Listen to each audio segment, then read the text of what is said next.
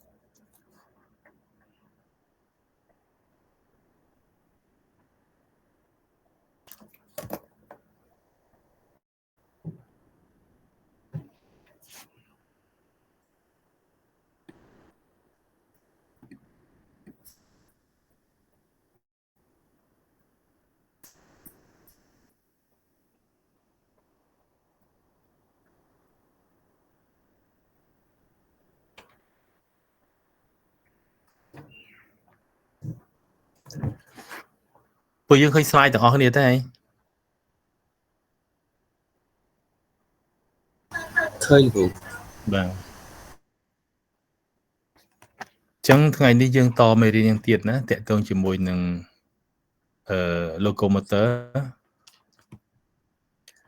ថ្ងៃនេះគឺយើងបន្ត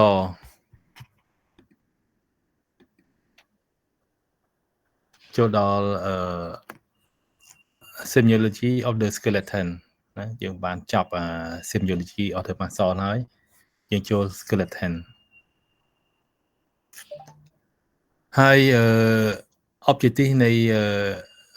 ទឹកទី3នេះគឺយើងលោកគ្រូចង់ឲ្យយើងយល់អំពីរបៀបធ្វើ interrogation ក៏ដូចជាធ្វើ physical examination ទៅលើអ្នកជំងឺដែលមានបញ្ហា bone disease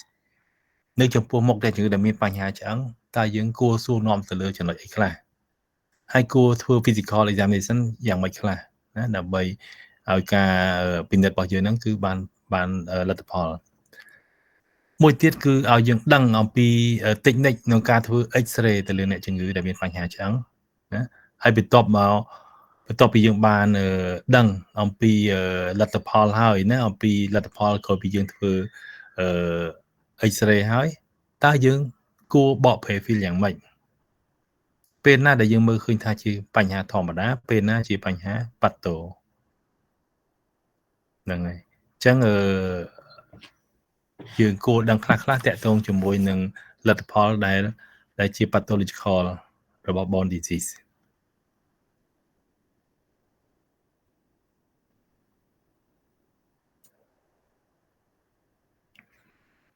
ចឹង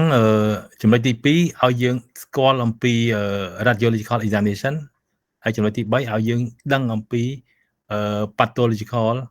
X-ray ណាឬក៏ radiographic image ដែលយើងអាចដឹងថាវាមានអីខ្លះដែលយើងគិតថាជាធម្មតាឬមិនធម្មតាគឺយើងពឹងផ្អែកទៅលើ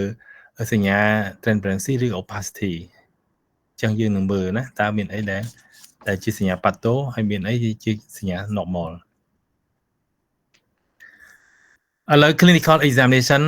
នៃអ្នកជំងឺដែលមាន bone disease គឺទី1យើងធ្វើការសាកសួរទៅលើអ្នកជំងឺ interrogation ទី2 examination osteoarticular system និងមាន complete examination interrogation ការសួរទៅលើអ្នកជំងឺតើយើងគួរសួរយ៉ាងម៉េចសួរទៅលើអ្នកជំងឺគឺទី1តើឆ្អឹងហ្នឹងឈឺចាប់យ៉ាងម៉េចតើអ្នកជំងឺមាន pain អត់ទេទៅលើឆ្អឹងហ្នឹងអញ្ចឹងយើងបញ្ជាក់អំពី localize ណាតើlocation ហ្នឹងគឺមួយកន្លែងឬក៏ច្រើនកន្លែងទី2សួរនាំអំពី nature នៃ bone របស់យើងហ្នឹងគឺនៃ pain ហ្នឹងតើ intermittent ឬក៏ constant បែរថាឈឺបាត់ឬក៏ឈឺជាប់ជាប្រចាំនឹងក៏ជាសញ្ញាមួយដែលយើងត្រូវបញ្ជាក់គាត់ដែរណា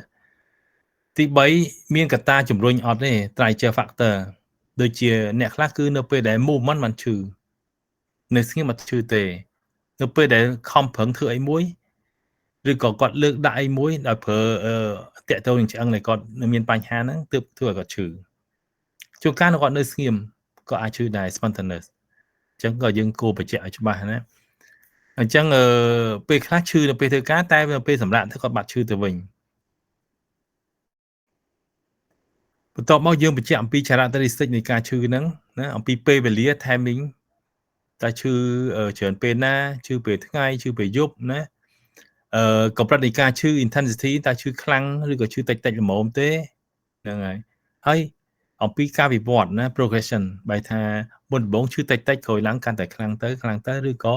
ឈឺល្មមហើយក្រោយឡើងវាអន់ជាងមុនជួនកាលការឈឺអាចតាក់ទងជាមួយនឹង nerve compression ដែរជួនកាលឆ្អឹងអត់ឈឺទេប៉ុន្តែដោយសារ compression ទៅកន្លែងហ្នឹងទៅធ្វើឲ្យឈឺដែរអញ្ចឹងតាក់ទងជាមួយនឹង interrogation complex សួរនាំតាក់ទងជាមួយនឹង pain ណាទី2សួរនាំអំពី functional limitation គឺនៅពេលដែលអ្នកជំងឺឈឺគាត់អាចកាត់បន្ថយនៅ function ប្រចាំថ្ងៃរបស់គាត់ឧទាហរណ៍ដូចជាការដើរការលើកដៃលើកជើងដែលតាក់ទងជាមួយឆ្អឹងហ្នឹងណាសកម្មភាពប្រចាំថ្ងៃរបស់គាត់តាំងពីការហាត់ប្រាណតិចតួចអីហ្នឹងគាត់អាចកាត់បន្ថយនៅ function ណាមួយដែលធ្វើឲ្យគាត់ឈឺអញ្ចឹង functional limitation ហ្នឹងគឺដោយសារតែឈឺចាប់ណាហើយពេលខ្លះគឺអាចឲ្យអ្នកជំងឺអត់ហ៊ានធ្វើចលនាអាចធ្វើឲ្យគាត់អត់ហ៊ានធ្វើចលនានៅពេលដែលគាត់ធ្វើចលនាគាត់នឹងឈឺអញ្ចឹងគាត់ហ៊ានធ្វើចលនាទេអញ្ចឹងអាចធ្វើឲ្យគាត់អត់ទៅណាឆ្ងាយពីក្រែទេណាហ្នឹងហើយគាត់នៅតែក្បែរក្រែហ្នឹងដោយសារគាត់ហ៊ានដើរទៅណា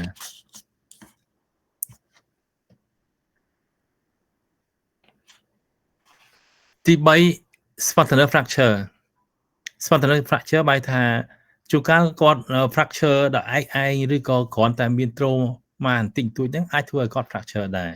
ហ្នឹងហើយជាទូទៅគឺគាត់អត់សូវឈឺទេណាអញ្ចឹងយើងត្រូវតែ specify ទៅលើអ្នកជំងឺហ្នឹងណាតើមានពាក់ព័ន្ធអីខ្លះណាតើតើប្រវត្តិរបស់អ្នកជំងឺហ្នឹងជួនកាលអាចមាន trauma history មានប្រវត្តិដែលគាត់ធ្លាប់ប៉ះទង្គិចហ្នឹងហើយតើមានប៉ះទង្គិចហ្នឹងគាត់អាចមាន cancer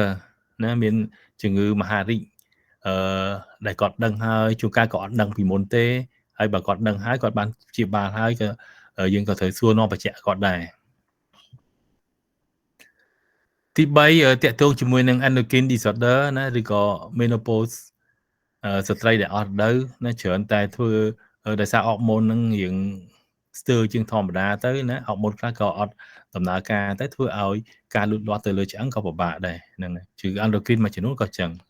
tuberculosis ក៏ចឹងដែរនៅពេលដែលមាន tuberculosis ពេលខ្លះអាចប៉ះពាល់ដល់ឆ្អឹងណារបេងឆ្អឹងរបេងអីក៏ថាបានដែរអ្នកជំងឺដែលនៅសម្រាប់យូរអត់សូវមានចលនា prolonged immobilization ឬក៏គាត់មានជំងឺរ៉ាំរ៉ៃប្រចាំកាយគាត់ដែលតម្រូវគាត់សម្រាប់ពេទ្យសម្រាប់លើគេរហូតអញ្ចឹងទៅអញ្ចឹងអាហ្នឹងក៏ជាមូលហេតុជាហេតុផលដែលធ្វើឲ្យគាត់មាន spinal fracture ដែរតាក់ទងជាមួយនឹងnutrition ណាចំណីអាហារមួយចំនួនរបស់គាត់ហ្នឹងអាចខ្វះនៅសារធាតុដែលជួយទ្រទ្រង់ឆ្អឹងណាធ្វើឲ្យឆ្អឹងលូតលាស់ develop ល្អហ្នឹងដូចជាជាតិ calcium phosphorus ហ្នឹងគាត់បាត់ហ្នឹងហើយគាត់ខ្វះខាតអាហ្នឹងក៏ជាកត្តាមួយជំរុញដែរអញ្ចឹងយើងសួរនាំអំពីរបបហូបចុករបស់គាត់ហ្នឹងមួយទៀតតាក់ទងជាមួយនឹងមុខរបរគាត់ណា occupation របស់គាត់ហ្នឹងអាចសម្ដែងឲ្យឃើញបង្ហាញឲ្យឃើញថាគាត់អាចពុលនឹងសារធាតុអីមួយណាសារជាតិអីមួយដែលធ្វើឲ្យប៉ះពាល់តាក់ទងជាមួយ family hereditary ណាតាក់ទងជំងឺក្រុមគ្រួសារតំណពុយគាត់ហ្នឹងអាចមានបញ្ហាធ្លាប់មានជំងឺឆ្អឹងអញ្ចឹងទៅក៏លោកគាត់អាចតាក់ទងដែរតាក់ទងជាមួយនឹងជំងឺតាក់ទង obstetrical dysphoria ប្រវត្តិនៃការសម្រាលរបស់គាត់ហ្នឹងជួនកាលអាចសម្រាលពិបាកណាជួនកាលសួរនាំទៅគាត់អាចមានកូនរបស់គាត់អាចមានជំងឺ ricket ណា ricket ហ្នឹងគឺដោយសារតែខ្វះជាតិកាល់ស្យូមវីតាមីន D ចេះធ្វើឲ្យការលូតលាស់របស់ឆ្អឹងគាត់បានល្អទេអាហ្នឹងគឺជាចំណុចដែលយើងត្រូវសួរនាំមកគាត់ណាសួរនាំទៅលើគាត់គាត់មានបញ្ហាអស់ហ្នឹងហើយដែលជាផលនោះធ្វើឲ្យគាត់ងាយនឹងមានបញ្ហា spontaneous fracture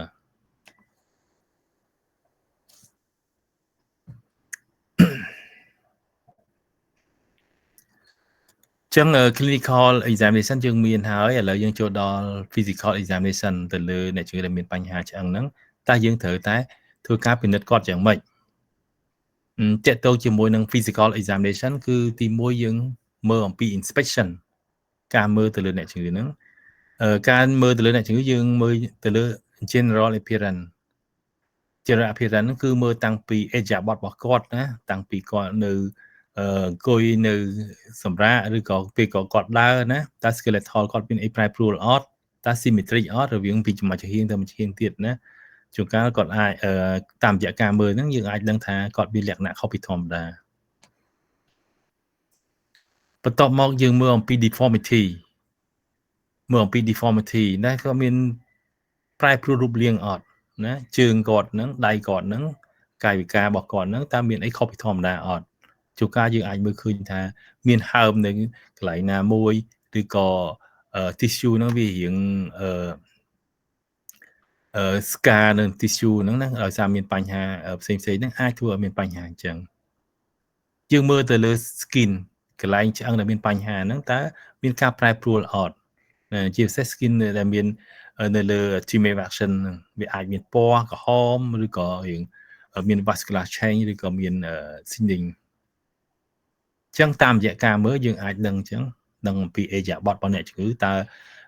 គាត់ដើរធម្មតាខុសធម្មតាយ៉ាងម៉េចបញ្ជាក់អំពីការប៉ះពាល់ទៅលើឆ្អឹងគាត់នឹងតាំងពី deformity ផ្សេងហើយបន្ទាប់មកយើងធ្វើការ palpation ស្ទាបទៅលើកន្លែងដែលយើងសង្ស័យថាមានបញ្ហាហ្នឹងចឹងយើងអាចដឹងថាអំពីការឈឺចាប់ pain on palpation យើងប៉ះទៅលើឆ្អឹងតំណន់ហ្នឹងទៅគឺអាចឈឺ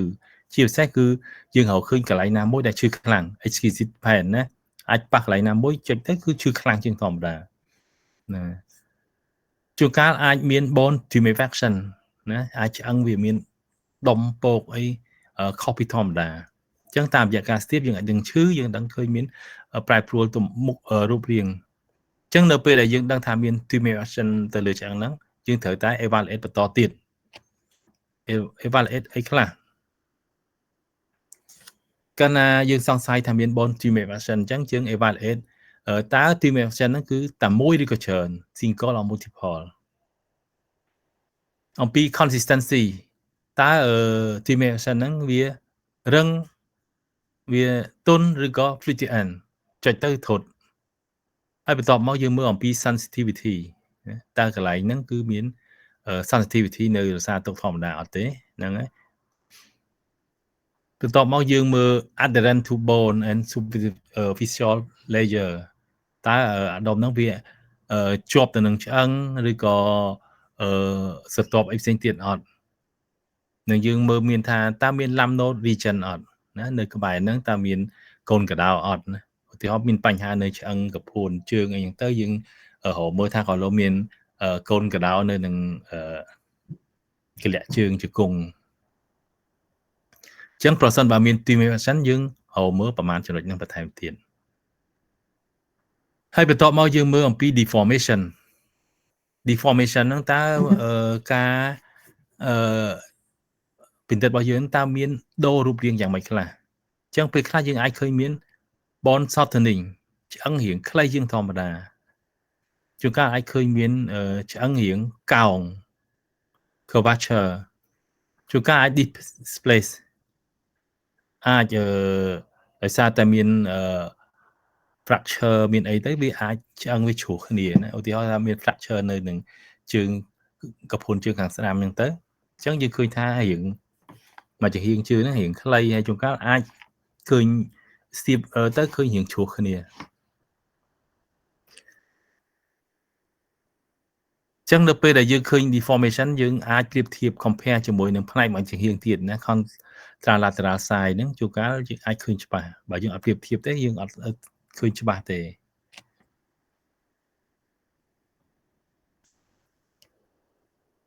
បន្ទាប់ពីយើងធ្វើ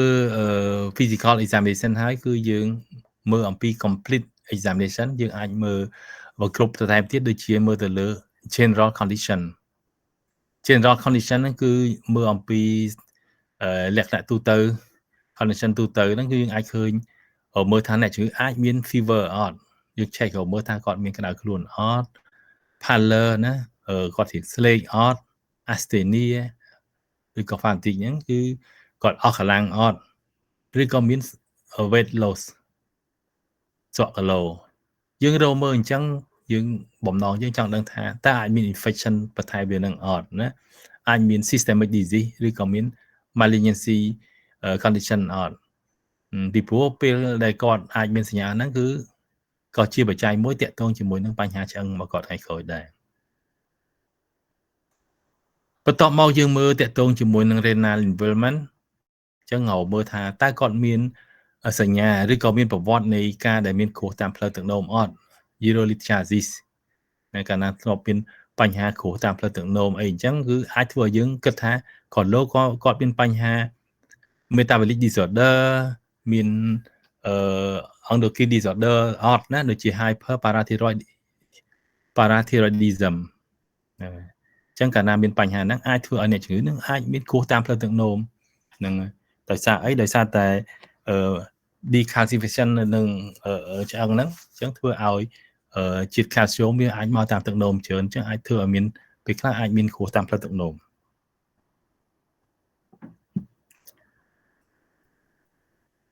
ចុងក្រោយយើង screen រកមើលថាតើមាន malignancy ដែលអត់ដឹងពីមុនទេ hidden malignancy ណាអញ្ចឹងយើងសួរនាំអ្នកជំងឺណាតើគាត់អាចមានកើត cancer មួយចំនួនអត់ណា cancer ហ្នឹងគឺយើងមើលថាអាចមាន cancer នៅនឹងមហារីកនៅនឹង breast ណានឹង kidney នៅនឹង lung thyroid ឬ prostate ហើយបើមានអញ្ចឹងឧទាហរណ៍ថាមាន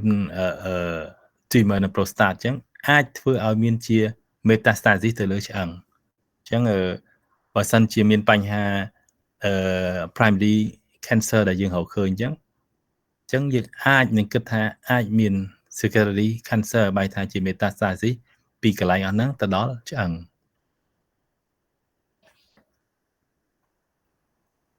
ចឹងតាក់ទងជាមួយ examination ទៅលើអ្នកជំងឺដែលមានបញ្ហាឆ្អឹងគឺយើងមានទាំងអស់3ចំណុចហ្នឹងណា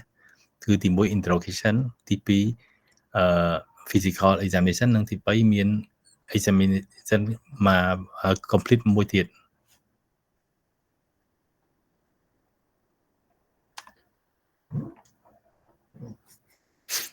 ចឹងតាក់ទងជាមួយនឹងexamination ទៅលើអ្នកជំងឺដែលមានបញ្ហាឆ្អឹងមានឆ្ងល់អីទេ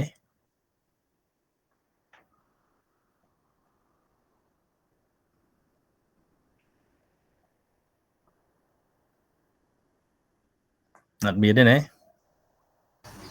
អត់មានគ្រូបាទយើងតទៀតណា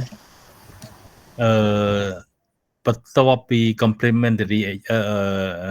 examination ទៅលើអ្នកជំងឺដែលមានបញ្ហាឆ្អឹងយើងមើលអំពី radiographic examination ទៅលើអ្នកជំងឺដែលមានបញ្ហាឆ្អឹងចឹងតកតងជាមួយនឹង radiographic examination គឺទីមួយយើងត្រូវស្គាល់អំពី technical តើគេគួរថតយ៉ាងម៉េចណាគឺគួរធ្វើអីដើម្បីបាន feel មកហើយដើម្បីយើងបញ្ជាក់ថាគាត់អត់អីឬក៏មានបញ្ហាចឹងនៅពេលដែលយើង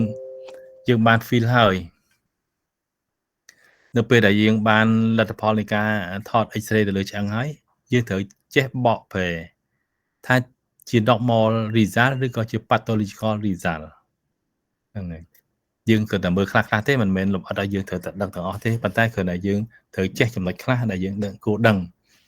ហើយក្រៅពីហ្នឹងទៅបានយើងទុកឲ្យខាង imaging គេអ្នកលម្អិត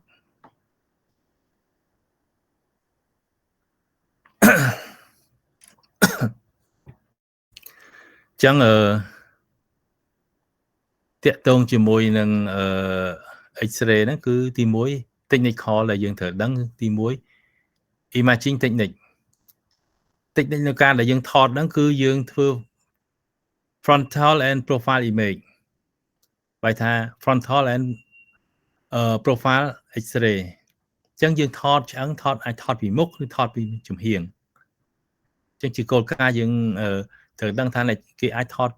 ពីមុខផងពីចំហៀងផងនៃឆ្អឹងហ្នឹងណាហើយរួមទាំង related joint បែរថាបើឆ្អឹងនៅជើងហ្នឹងជួនកាលយើងអាចថតរៀងឡើងលើតិចឲ្យជាប់ជាមួយនឹង joint ខាងលើឬក៏បើយើងសង្ស័យតាក់ទងនឹង joint ក្រុមយើងអាចថតខិតមកក្រុមតិចចឹងណាជាប់ទាំងកែងជើងឬក៏ជាប់នឹងជើងគង់ចឹងទៅតាមករណីជាក់ស្ដែងតាមកាលស័កដែលយើងធ្វើក៏តែយើងដឹងថាយើងX-ray ពីមុខ frontal ឬក៏ពីចំហៀង profile ដែលអាចរួមជាមួយនឹង joint ដែល relate ជាមួយនឹងហើយការដែលយើងថត incident យើងអាចថតច្រើន incident ណាពេលខ្លះតម្រូវជួនកាលបើអត់បានល្អមួយយើងមានមួយទៀតកុំឲ្យបានច្រើនសារបន្ទាប់មកយើងអាច compare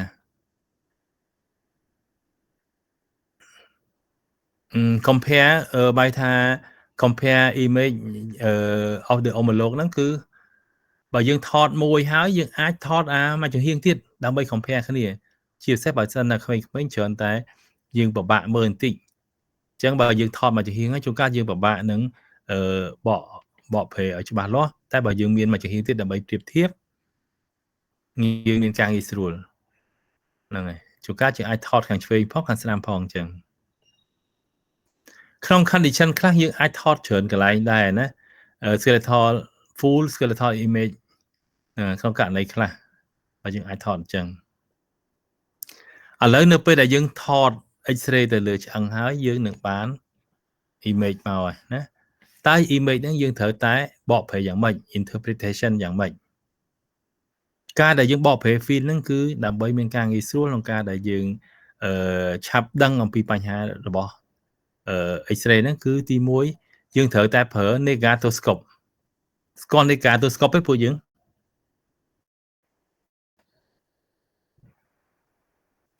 អត់ស្គាល់គ្រូនេះ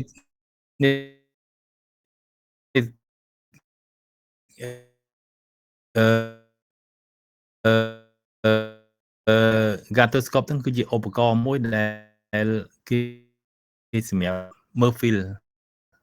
ណាគេមានឲ្យមកដាក់មើលឬក៏ហៅថាFacebook ឬក៏យើងអាចប្រើ benefit ខ្លះដូចកែបរិច្មើល overall បបណាform ទម្រង់របស់ឆ្អឹងយើងមើលទាំងអស់ហ្នឹងហ្មងណាគឺមើលពិសេសទៅលើ structure និង contour ឆ្អឹងហ្នឹងណា structure ហ្នឹងគឺ opacity តើវាមិនហើយเกมជុំវិញគឺយ៉ាងម៉េចហើយជាពិសេសយើងមើលទៅផ្នែក cortical bone ជាពិសេសយើងអាច analyze បានច្បាស់លាស់ណាទៅលើ cortical bone យើងទៅមីយើងរៀនបានច្រើនដែរតែតាក់ទងមួយឆ្អឹងយើងរៀនហើយអញ្ចឹងណា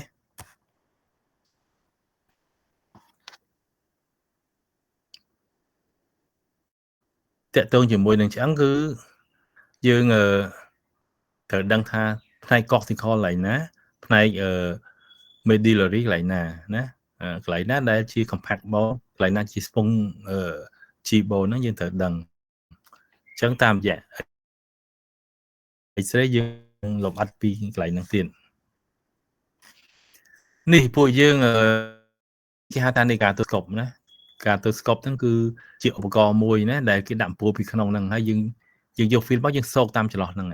ទៅវាជាប់យើងបោកវិញក៏ស្រួលទៅជាប់ហើយយើងបើកពលឺមកគឺយើងឃើញរូបភាពអញ្ចឹងយើងងាយមើលកន្លែងដែលយើងនេះបើយើងអត់ប្រើពលឺចាំងពីក្នុងមកទេយើងអាចមើលទៅឃើញយើងខ្មៅស្អាតហ្នឹងយើងពិបាកនឹងលំអិតពីបញ្ហាដែលតកតទៅនឹងប៉ាតូ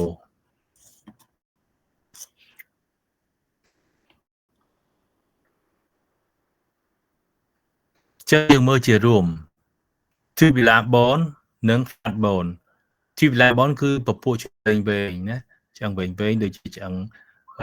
កៅឆ្អឹងកពួនជើងណាឆ្អឹងដើមដៃអញ្ចឹងគឺសិតពពួក tubular bone ផ្នែក tubular bone យើងឃើញ diaphysis គឺវា then cortical bone បែរថាផ្នែក cortical វា then រៀងហាប់សណាហើយវាបង្កើតបានជា two band បែរថា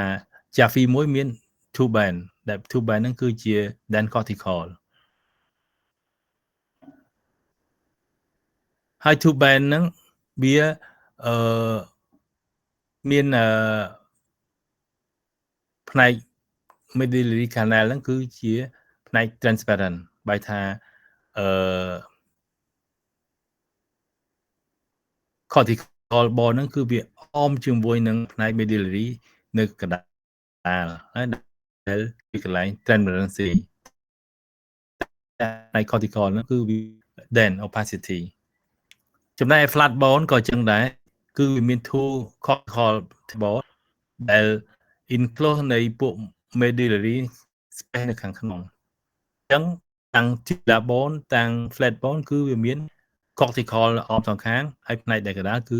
medullary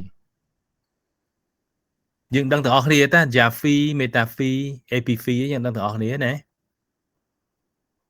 ឆ្អឹងដឹងទេ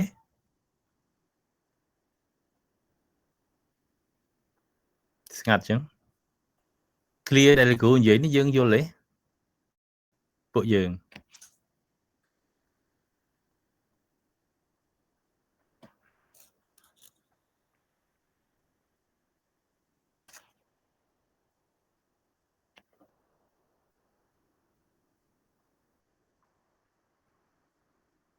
យល់ទេពួកយើងយល់គ្រូបាទចឹងអត់អីតទៀតចឹង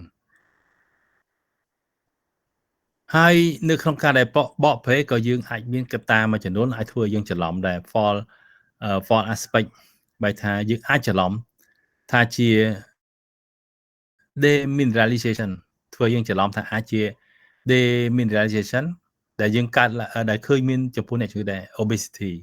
ណាអ្នកជំងឺថតទៅយើងថតទៅឃើញឆ្អឹងហាក់ដូចជានៅបាត់នៅជាតិ mineral របស់ឆ្អឹងចឹងហើយអាចឃើញមានទម្រង់ដូចជាឆ្អឹងនឹង lysis ឆ្អឹង lysis យើងអាចឃើញមានក្នុងករណីដែលមាន cancer មានអីចឹងណាអញ្ចឹងការដែលយើងអាចច្រឡំថា lysis ដោយសារអីដោយថាពេលយើងថតទៅវាអាចបាំងសម្ោជាមួយនឹងintestinal ណាអាចបាំងសម្ោជាមួយនឹងពោះវៀនដែលនៅក្នុងពោះវៀននេះយើងឃើញមានខ្យល់ច្រើនអញ្ចឹងអាខ្យល់ហ្នឹងវាអាចសម្ោជាមួយឆ្អឹងទៅធ្វើឲ្យមើលឃើញឆ្អឹងដូច lysis ចឹងហ្នឹងក៏ជាករណីមួយដែលយើងអាចភ័ន្តច្រឡំដែរភ phon ច្រឡំមួយទៀតអាចផនច្រឡំថាជា condensation ណាឆ្អឹងដូចជារឿងcondense ខ្លាំងជាងធម្មតាដោយសារអីដោយសារតែយើងថតទៅវាបាំងស្មៅជាមួយ calcification ទៅលើឆ្អឹងហ្នឹងណាដោយសារតែមានកន្លែងខ្លះដែលមាន calcification បាំងទៅលើឆ្អឹងទៅធ្វើឲ្យយើងអាចច្រឡំថាឆ្អឹងហ្នឹងមាន condensation ខ្លាំងអញ្ចឹងនេះជាចំណុច3ដែលយើងអាចនឹងច្រឡំនេះឥឡូវយើងមើលទាំងអស់គ្នាណានេះពពួកឆ្អឹងវែងពពួកឆ្អឹងវែងយើងបែងចែកនៅផ្នែកខាងលើនេះយើងមើលឡើងវិញគឺជា epiphyse អាមកលៈនេះជា metaphyse អាក្រោមក៏ចឹងដែរ epiphyse metaphyse ហើយចន្លោះពីនេះមកនេះណាគេហៅថា diaphyse មិញហ្នឹង diaphyse យើងបែងចែកថាវាមានផ្នែកcortical ចែកចេញជាពី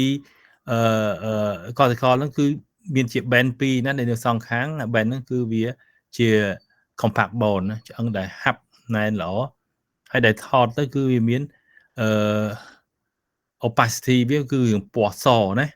ហើយផ្នែកខាងក្នុងគឺផ្នែក medullary ណានឹងថតទៅវា transparency អញ្ចឹងឆ្អឹងគំរូឃើញអញ្ចឹងនៅពេលថតយើងឃើញចេះនេះអាសងខាងនេះគឺជា compact bone ដែលហៅថាopacity វា dense ណារឿងសប៉ុន្តែយើងឃើញអក្សរពីរហ្នឹងគឺឃើញអាខាងកដាលហ្នឹងគឺវាពណ៌ប្រផេះហ្នឹងហើយអាហ្នឹងគឺផ្នែក medullary អាហ្នឹងគេហៅថា transparency អញ្ចឹងយើងរៀនមើលឲ្យហើយទៅឆ្អឹងធម្មតាអត់តមានមានបញ្ហាអីទេគឺយើងថតឃើញអញ្ចឹងពពួកឆ្អឹងវែងអញ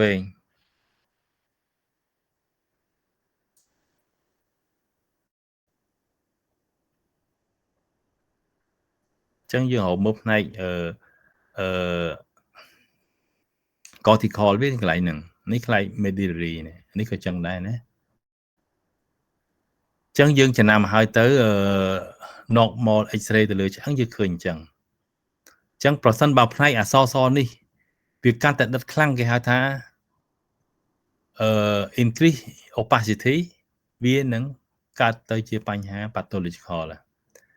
ហើយប្រសិនបើផ្នែកសនេះវាខ្មៅនេះប្រផេះនេះវាដិតខ្លាំងគេហៅថាincrease នៃ transparency អញ្ចឹងក៏ជាបញ្ហាមួយដែរអញ្ចឹងអានេះជារូបភាព X-ray លើឆ្អឹងដែលធម្មតាអត់មានបញ្ហាអី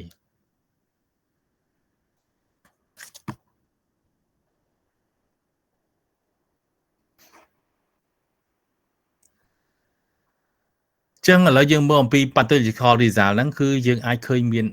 alteration នៃ bone structure បែរថា structure របស់ឆ្អឹងគឺវាប៉ះពាល់វាប្រែប្រួលហើយអញ្ចឹងalteration នៃ bone structure គឺអាច increase bone transparency បែរថាផ្នែក transparency របស់ឆ្អឹងហ្នឹងវានឹងកើនឡើងនឹងអាច increase bone opacity ហ្នឹងហើយ opacity ហ្នឹងវានឹងកើនឡើងអញ្ចឹងប្រសិនបើ increase bone transparency យើងអាចឃើញមានរូបភាពផ្សេងៗគ្នាដូចជា transparency វាលក្ខណៈ generalize វាច្រើនកន្លែងណាយើងអាចគិតទៅរកជំងឺមួយចំនួនមួយទៀតប្រសិនបើ general transparency ហ្នឹងគឺវាតែមួយទេរូបភាពជា geode ណាមួយឬក៏ច្រើនអញ្ចឹងវាឲ្យទៅជាបញ្ហាប៉ាតូទៅតាមនឹងដែរ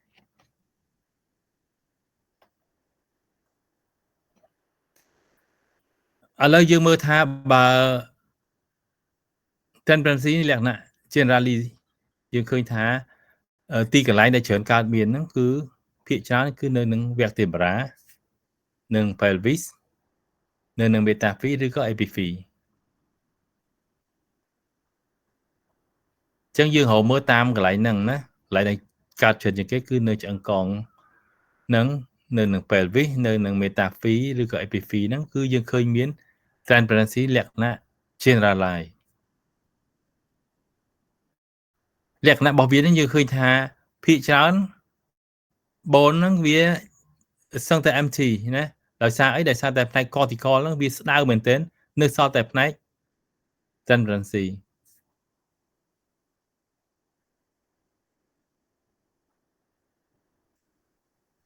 ហើយយើងអាចឃើញមាន spontaneous fracture ឡើងណាមានស្នាមជា fracture បន្តិចដែរឲ្យឯង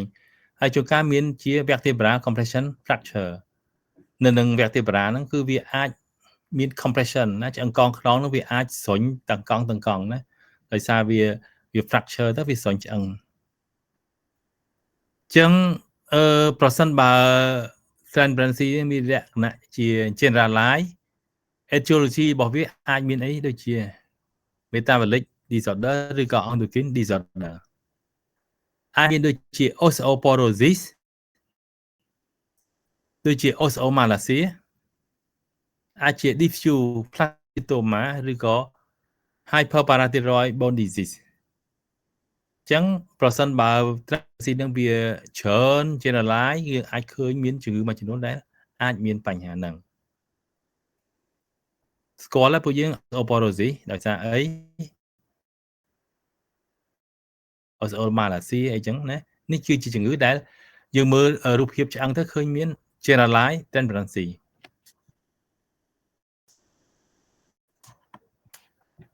នេះយើងមើលឆ្អឹងកងខ្នងណាវាអាចមាន compression fracture ណាធម្មតានេះមួយកង់របស់ឆ្អឹងខ្នងអញ្ចឹងតែកង់មួយនេះគឺយើងឃើញវាយើងថយទាបជាងធម្មតាណាហើយវារៀងទាបជាងធម្មតាណាដោយសារ compression fracture ហ្នឹងនេះអាចចេះនេះធម្មតាតែនេះវាទាបជាងធម្មតា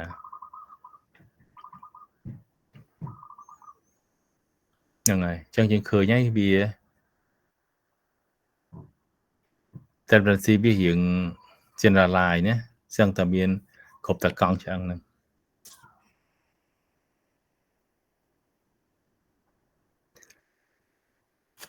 មួយទៀតtransparency វារៀងជា geode ហ្នឹងគឺវារៀងជាមូលឬកំពង់កំពើហ្នឹងប៉ុន្តែមានតែមួយ geode អញ្ចឹងកាលណាវាមានតែមួយអញ្ចឹងយើងគួរគិតទៅរកអីហ្នឹងហើយវាមាន geode ហ្នឹងច្រើនទៀតតែយើងគួរគិតទៅរកអីមាន geode តែមួយហ្នឹងគឺរូបរាងវាអាចមូលឬពងកំពើ rounded or oval ហើយដែលមានគេខាងក្នុងច្បាស់ណា well limit inside the bone គេខាងក្នុងច្បាស់ហើយមូលឬពងកំពើអញ្ចឹងអាចធ្វើឲ្យយើងសង្ស័យថាឆ្អឹងហ្នឹងអាចជា benign tumor ឬក៏ solitary cyst អាចជាគិសឆ្អឹងឬក៏ជា tumor ដែរប៉ុន្តែកម្រិត benign ប្រសិនបើ geode ហ្នឹងគឺនៅជុំវិញពី geode ហ្នឹងគឺគេហៅថា peri-geode ហ្នឹង condensing ណារៀង reaction ដែលរៀងសក្រាស់ហ្នឹងអាចឲ្យយើងគិតអំពី chronic abscess បែរថាអាចជា abscess នៅលើឆ្អឹងប៉ុន្តែ abscess ហ្នឹងវាយូរមកហើយប្រសិនបើ cortical ហ្នឹង erosion ឬក៏ breakage ដាច់អា cortical ហ្នឹងហើយរួមផ្សំជាមួយ soft tissue calcification អាស្បែកអាផ្នែក soft tissue នៅជុំវិញហ្នឹងគឺវាចាប់ដើមមាន calcification ទៀតអាចឲ្យយើងគិតថាជា primary malignant tumor អាចគិតជា malignant tumor ដូចជា osteosarcoma អញ្ចឹងតាមរយៈ geode ហ្នឹងធ្វើឲ្យយើងសង្ស័យ3ណាអាចជា benign tumor solitary cyst chronic abscess ឬក៏ malignant tumor នេះយើងមើលទាំងអស់គ្នាណាអានេះគឺជា transparency ដែលរៀងជាពងកំពើណាហើយយើងមើលគេខាងក្នុងច្បាស់ណានេះក៏ចឹងដែរអញ្ចឹងបើកាលណាយើងជួបថតឃើញអញ្ចឹងយើងគិតថាអាចជា tumor តែប៉ុន្តែកម្រិតស្រាល benign ឬក៏ត្រឹមតែជាគិសទេអញ្ចឹងបើថាវាអត់តន់យើងបារម្ភទេវាត្រឹមតែគិសឬក៏ benign tumor អត់តន់ហួសពេលទេយើងអាចតាមដានជាបាលបានប៉ុន្តែបើ geode ហ្នឹងជុំវិញ geode វាមាន condensation ណាដែល reaction រៀងសជុំវិញអញ្ចឹងអានេះអត់មានទេណាអានេះមានណាអញ្ចឹងបញ្ជាក់ថាជា chronic abscess បើថាវា abscess នៅនឹងឆ្អឹងហ្នឹងប៉ុន្តែយូរមកហើយ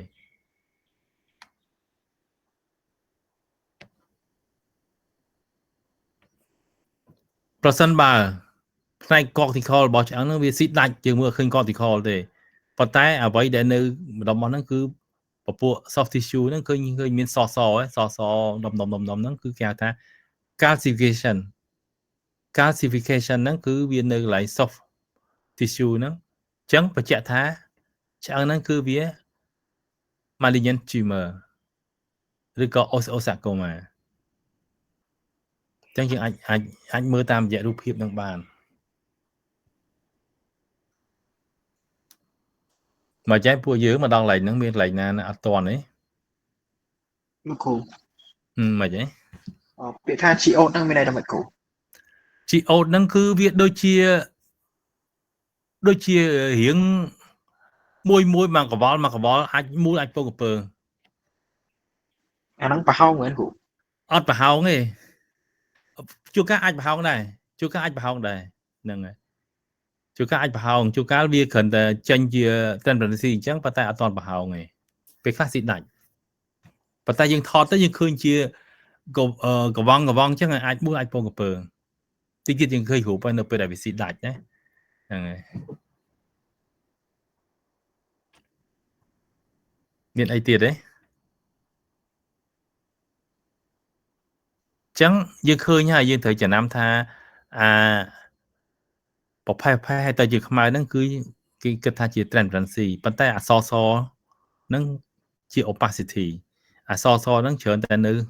ខាងតែអាកណ្ដាលច្រើនតែប្រផេះឬខ្មៅហ្នឹងចឹងតាមរយៈរូបភាពហ្នឹងគឺយើងមើលមុនដំបូងគេយើងរកមើលtransparency ហ្នឹងដែលមានរូបរាងអញ្ចឹងខ្មៅអញ្ចឹងហើយបើថាគេខាងក្នុងច្បាស់ស្រាលទេបើទីមើលក៏ស្រាលបើមិនអញ្ចឹងត្រឹមគិះហើយតែបើសិនតែជុំវិញហ្នឹងគឺវារៀងសដែល reaction ជាមួយនឹងហ្នឹងគេហៅថា chronic abscess តែបើផ្នែក cortical នេះបើស៊ីដាច់អញ្ចឹងហៅមើល cortical ឃើញទេប៉ុន្តែឃើញមានអុចសហ្នឹងគឺជា calcification នៅលើ soft tissue ហ្នឹងអញ្ចឹងអាហ្នឹងគឺប្រកាសជា tumor ដែរប៉ុន្តែ tumor វាកាច malign ឬក៏ osteosarcoma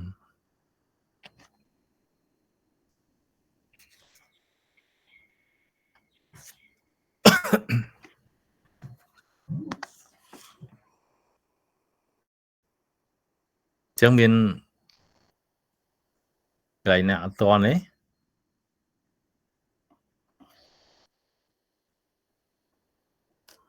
ចឹងគ្រូតទៀតណាalteration នៃ bone structure ហ្នឹងយើងមិញឃើញហើយតាក់ទងជាមួយនឹង transparency ដែលលក្ខណៈជា geode single geode ឥឡូវយើងមើលអាចជា multiple geode ហ្នឹងច្រើនមែនតែមួយទេណា multiple geode ហ្នឹងវាអាច small geode នៅនឹង metacarpal diaphysis នៅកន្លែងណា metacarpal diaphysis ដឹងទេ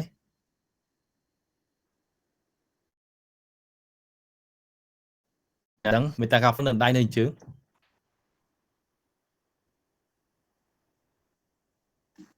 នៅម្រាមដៃគ្រូហ្នឹងហើយនៅផ្នែក Jaffe ដូចលោកគ្រូប្រាប់មិញអញ្ចឹងមាន metaphy Jaffe មាន epiphy អញ្ចឹងណាប៉ុន្តែនៅកន្លែង metacarpal diaphysis ហើយក៏ពេលខ្លះអាចមាននៅ metatarsal diaphysis ដែរប៉ុន្តែពាក្យច្រើនគឺនៅ metacarpal diaphysis ហ្នឹងឃើញមាន small geode ឡើងហ្នឹងគឺអាចឲ្យយើងគិតអំពី gout ស្គាល់ជំងឺ gout ទេ gout GOUT អត់ដែលលឺទេណាដែលលោកគ្រូដែលហ្នឹងអ្នកជំងឺដែលមានលើសជាតិអាស៊ីតច្រើនណាហ្នឹងហើយដោយសារគាត់ញ៉ាំសាច់ច្រើនដោយសារគាត់ញ៉ាំផ្អែមច្រើនណាធ្វើឲ្យជាតិ purine នឹងកើនច្រើននៅក្នុងឈាមគាត់ហ្នឹងហើយធ្វើឲ្យទៅចាល់នៅតាមសន្លាក់ហ្នឹងយូរទៅធ្វើឲ្យurate crystal ចាល់ហើយហ្នឹងទៅធ្វើឲ្យមានជាបញ្ហាកើនឡើង tendency ដោយសារស៊ីដាច់រូបភាពជា geode ហ្នឹង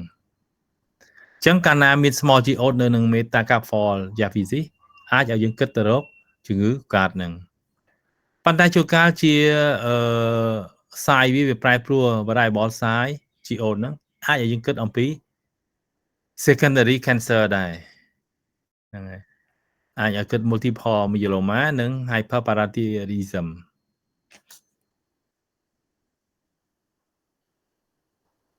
នេះយើងឃើញ G odd ទេហើយច្រើនទេមិនតែមួយទេច្រើនណាជួនកាលឃើញឃើញខងនេះជួនកាលស៊ីដាច់អញ្ចឹងស៊ីដាច់កឆោតអញ្ចឹងហើយពេលខ្លះដាច់ថ្មោលហ្មងនេះដូចឡើយនេះអញ្ចឹង G odd ហ្នឹងជួនកាលគ្រាន់តែអត់ខងនេះជួនកាលអាចខងដែរចឹងប្រសិនបើ multiple G odd នៅតាមមេតាកាផលណាជាហ្វីរបស់មេតាកាផលហ្នឹងគឺយើងគិតអំពីជំងឺកើតហ្នឹងហើយ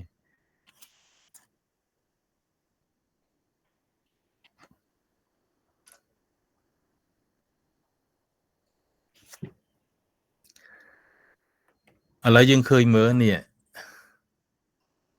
form វា variable ហ្នឹងប្រែប្រួលជួនកាលទូចកាលធំណានៅនឹងឆ្អឹងក្បាលហ្នឹងអញ្ចឹងយើងគិតថាអាចជា secondary cancer ហ្នឹងហើយអាចជា secondary cancer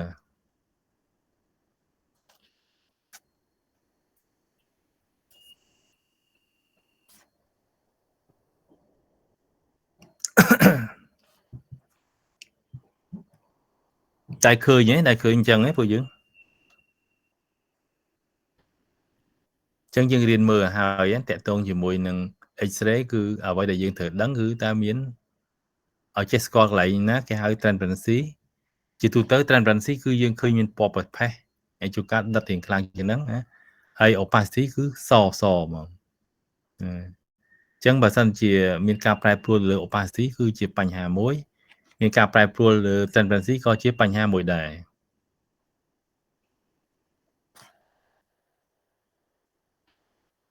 ឥឡូវយើងមើលអំពី opacity វិញណា increase bone opacity increase bone opacity ហ្នឹងគឺយើងអាចឃើញរូបភាពជា localize ណាតែមួយទេឬក៏ disseminate ច្រើននៅសាយភាគច្រើនកន្លែងឬក៏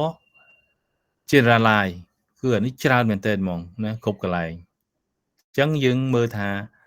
តើបើសិនជា opacity បែបណាមួយនោះតើគួរគិតទៅរកជំងឺអីខ្លះ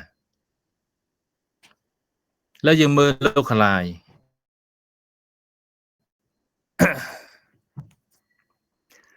localize គឺ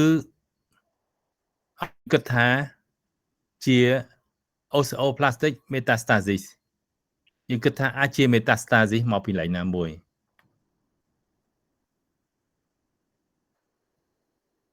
ឧទាហរណ៍ដូចជា prostate cancer ណាមានមហារីកនៅកពេញ prostate ធ្វើឲ្យ metastasis ទៅកន្លែងណាមួយណានៅលើឆ្អឹងហ្នឹងហើយ characteristic របស់វាគឺ ivory vertebra គឺធ្វើឲ្យឆ្អឹងខ្នងហ្នឹងគឺឆ្អឹងកងខ្នងហ្នឹងគឺវាមានពណ៌សដូចភ្លុកតម្រៃចឹង ivory vertebra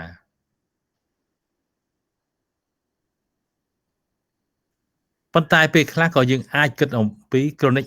osteoarthritis ដែរណាអាចរាកឆ្អឹងដែរប៉ុន្តែកម្រិតរ៉ាំរ៉ៃហើយការរាកឆ្អឹងដែលយើងគិតហ្នឹងគឺអត់ទៅជាញឹកញាប់ទេណាយើងអាចគិតតិច less common ទៅលើ osteoarthritis ប៉ុន្តែភាគច្រើនគឺយើងគិតអំពី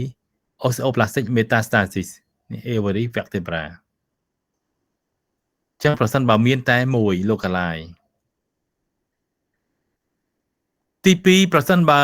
disseminated បែរថាវាមាន disseminate ទៅកន្លែងផ្សេងទៀតហ្នឹងគឺអាចដោយសារតែ secondary cancer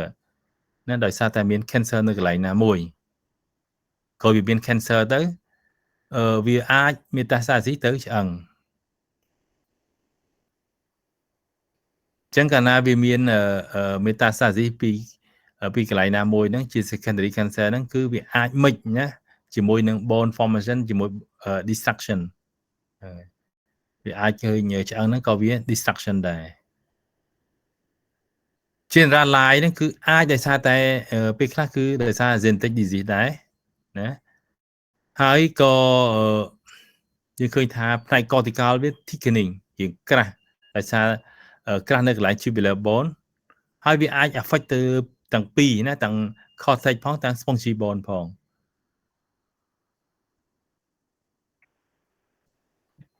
ចឹងបាយថាវា increase នៃ density ណា opacity ហៅតែខ្លាំង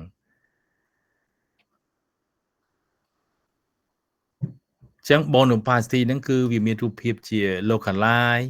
disseminated ឬក៏ generalized នេះយើងមើលណាប្រសិនបើវា localized យើងអាចឃើញមាននៅតាមឆ្អឹងកងខ្នងហ្នឹងគឺវាពណ៌សក្បោះសមែនទែនយើងឃើញប្រៀបធៀបទៅឃើញសក្បោះហ្នឹងហើយ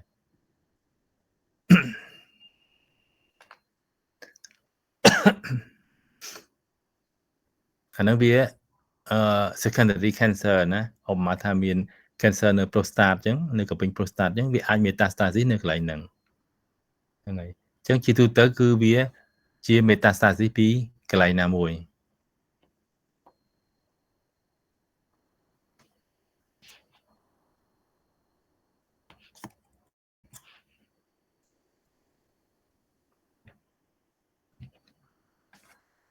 ចឹងអំពីpathological result យើងមើលអំពី structure bone structure ហ្នឹងដូចយើងឃើញហើយតាំងពីការកើនឡើងនៅ tendency តាំងពីការកើនឡើងនៅ opacity ហ្នឹងក៏ជាលក្ខណៈបញ្ជាក់អំពី pathological នៃ bone disease ដែរហើយចុះយើងមើលអំពី morphological តើមាន modification ទៅលើ morphological របស់ឆ្អឹងអត់ណាបែរថាទម្រង់រូបរាងរបស់ឆ្អឹងអាចមានការប្រែប្រួលអត់យើងឃើញជួនកាលអាចមាន incurvation and flattening បែរថាឆ្អឹងវាអាចកោងវារៀងស្ដើងជាងធម្មតាអញ្ចឹងទៅណាឃើញនៅក្នុងអីខ្លះបើកាលឆ្អឹងកោងឆ្អឹងស្ដើងយើងអាចឃើញនៅក្នុងជំងឺ ricket បែរថាដោយសារតែជាតិកាល់ស្យូមវីតាមីន D ហ្នឹងធ្វើឲ្យការវិវត្តរបស់ឆ្អឹងមិនបានល្អចំពោះក្មេងៗហ្នឹងហើយអញ្ចឹងធ្វើឲ្យឆ្អឹងកោងណាហើយជួនកាលអាចមាននៅ osteomalacia ណាដែលច្រើនជាកើតនៅលើមនុស្សធំណាដោយសារតែខ្វះជាតិកាល់ស្យូមខ្វះវីតាមីន D ហ្នឹងដែរមួយទៀតអាច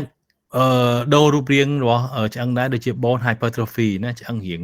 ក្រាស់ជាងធម្មតាណាវាកើតឡើងនៅ bone mass អាហ្នឹងក៏ជាការប្រែប្រួលនៅ modification នៃmodification នៃ morphological របស់ឆ្អឹងដែរយើងអាចឃើញជាឆ្អឹងហ្នឹងនៅផ្នែកខ្លះគឺវា enlargement ណាវាឡើងធំជាងធម្មតាដោយសារតែ subperiosteal osteophytosis ណាដោយសារតែពេលខ្លះវាដាច់ទំនាប់ឆ្អឹងទៅវារៀងឃើញព្រុយឃើញបន្លាយទៅឃើញទៅដូចជារៀង enlargement នៅដោយកន្លែងរបស់ឆ្អឹងមួយទៀតជា chronic osteitis ណាដោយសារតែវាលាឆ្អឹងរ៉ាំរ៉ៃមកហ្នឹងហើយ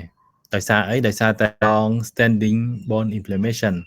ដោយសារតែការលាកហ្នឹងគឺវាមានរយៈពេលយូររ៉ាំរ៉ៃទៅជាosteitis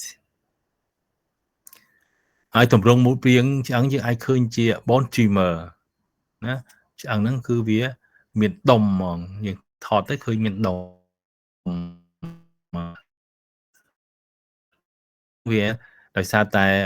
abnormal growth នៅក្នុង bone tissue ហ្នឹងគឺការវិវត្តលឿនជាងធម្មតាខុសពីធម្មតាទៅបានធ្វើឲ្យទៅជា bone tumor អញ្ចឹងpathological result គឺយើងមើលទៅលើពីរចំណុចទី1គឺ bone structure ដែលវា modify វាកើនឡើងនៅ tendency របស់ឆ្អឹងឬក៏កើនឡើងខ្លាំងនៃ opacity របស់ឆ្អឹងទី2គឺតកតទៅជាមួយនឹង morphology របស់ឆ្អឹងហ្នឹងគឺវាប្រែប្រួលអាចកោងអាចស្ដើងណាអាចក្រាស់ឬក៏មើលទៅអាចមាន tumor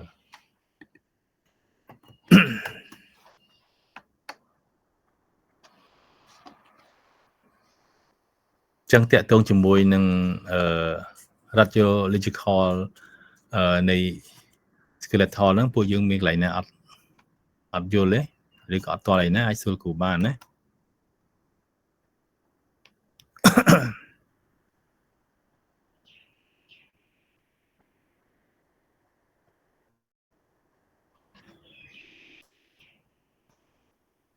បាក់រៀននេះមេរៀនហ្នឹងពួកយើង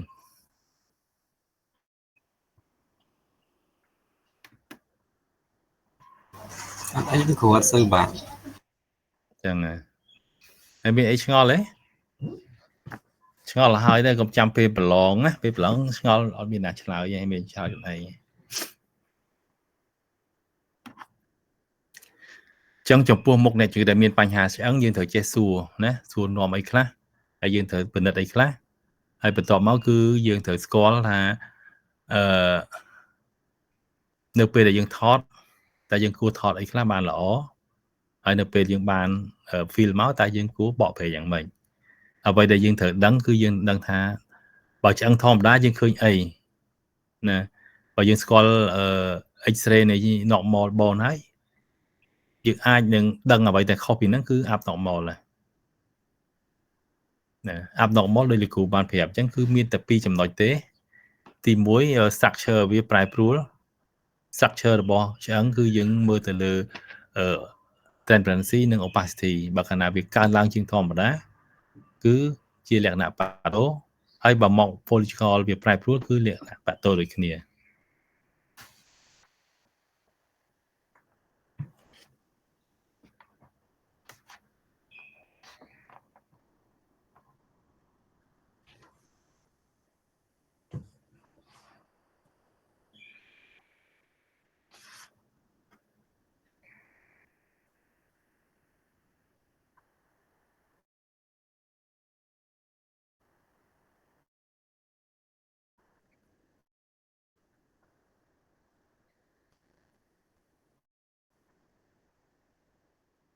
អត់មានអីឆ្ងល់ទេ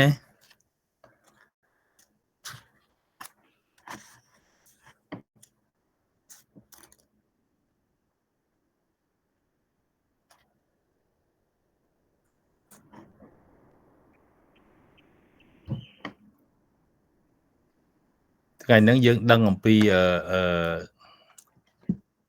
examination ទៅលើឆ្អឹងនិងដឹងអំពី radiological នៃ skeleton session ក្រោយយើងមើលអំពី demineralization ណាបាទថាឆ្អឹងនៅពេលដែលបាត់នៅជាតិ mineral វាតើយើងគួរគិតទៅអីហ្នឹងហើយអញ្ចឹងវាអាចមានជំងឺដូចជា osteoporosis អាចមាន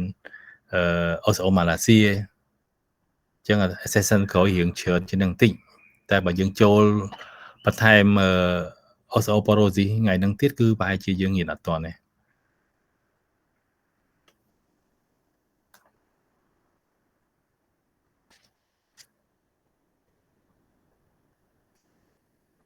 ពួកយើងអាចមើលបានខ្លះហ៎អំពី X-ray ឆ្អឹងតាមរយៈការគ្រូបង្ហាញហ្នឹងយើងអាចមានគំនិតខ្លះក្នុងការដែលយើងមើល feel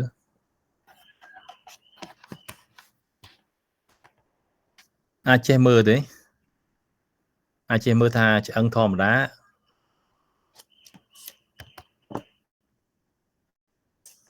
opacity វាយ៉ាងម៉េច transparency យ៉ាងម៉េចអាចចេះមើលបានខ្លះហើយពួកយើង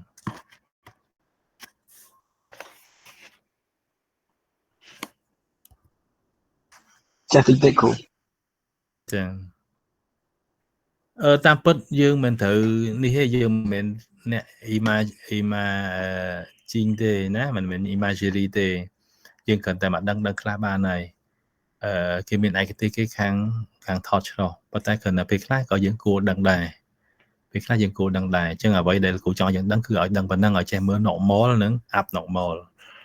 ហ្នឹងហើយ normal គឺដូចយើងបានឃើញអញ្ចឹងផ្នែក opacity គឺនៅកន្លែងណាណាហើយផ្នែក transparency នៅកន្លែងណាហើយនៅពេលដែលវាកើនឡើងខ្លាំងហើយយើងមើលយ៉ាងម៉េចណាយើងគិតទៅរកអី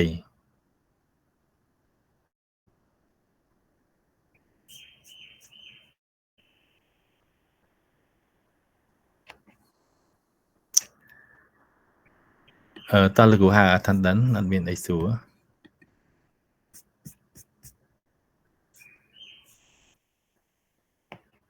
ចៅសូនីមកហើយចៅសូនីមកលោកគ្រូបាទជាលីហៃបាទលោកគ្រូបាទជាសុភីរតនៈ